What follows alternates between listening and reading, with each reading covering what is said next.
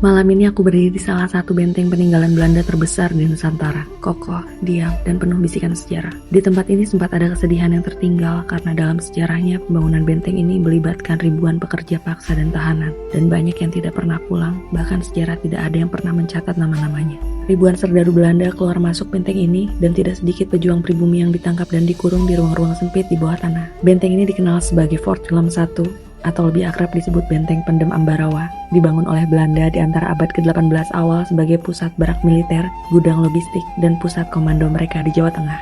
Ambarawa dipilih bukan tanpa alasan. Kota ini berada di jalur tengah Pulau Jawa yang menghubungkan Semarang, Magelang, Surakarta, dan Yogyakarta. Posisi yang strategis untuk mengawasi pergerakan pasukan, ancaman, dan logistik Belanda di wilayah Jawa Tengah. Tempat ini pernah menjadi bagian dari sejarah kelam pertempuran Ambarawa. Rakyat bersama Tentara Keamanan Rakyat melawan para pasukan sekutu yang datang bersama Nika. Di sini, ribuan pejuang Indonesia gugur. Setelah lama terbengkalai, benteng ini akhirnya direnovasi dan dibuka untuk umum sejak bulan November 2025 kemarin, dan menjadi salah satu destinasi wisata di Ambarawa. Berdiri di sini membuatku bertanya, perang itu sebenarnya milik siapa? Benteng ini melindungi siapa? Dan mengapa yang paling sering membayar harganya adalah mereka yang namanya tidak pernah tercatat? Namun, kita bisa menulis lembaran baru, sebuah pertemuan, rasa rindu, kebahagiaan, bukan duka tapi ingatan yang telah memaafkan. Sejarah kelam itu memang tidak hilang, tapi ia hanya berhenti menjadi luka yang berdarah. Tempat ini sekarang menunggu manusia membawa cerita dan makna.